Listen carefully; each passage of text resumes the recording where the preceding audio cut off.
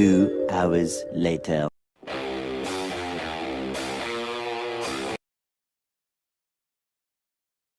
Hello guys. Ito nga pala guys, install na.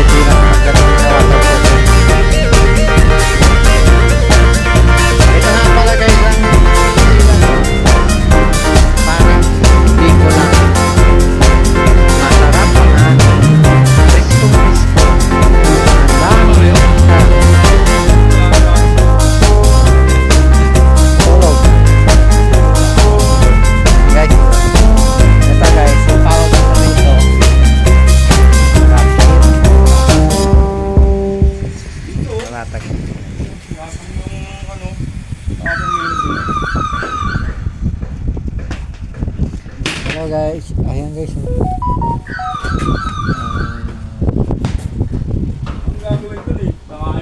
Kailangan pa isa.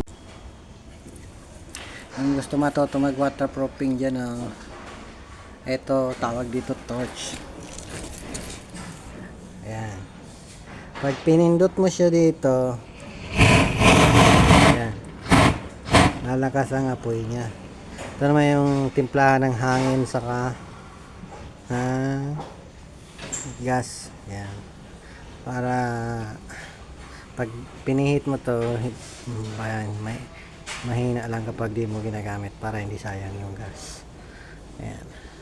Kailangan ilalak mo yung dugtungan niya. Dito sa New Zealand, ang waterproofing dito, may tinatawag silang base. Ayan.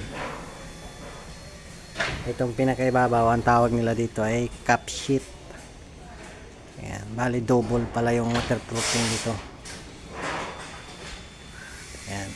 Ayan, ikakasa namin yan mamaya hanggang matapos. Ayan. Ito yung tangke namin dito. Siyempre may fire extinguisher in case na magkasunog. Ayan. Mamaya papakita ko sa inyo pag tapos na yung picture. Ayan muna guys. Subscribe my channel. Ayan. Para sa gustong matuto.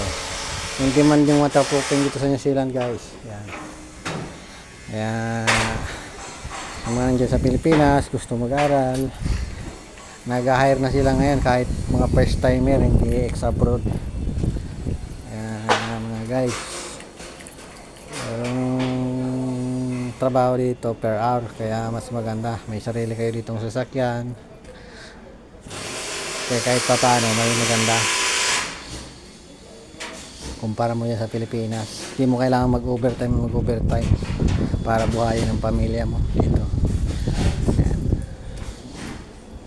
Ayan guys, mamaya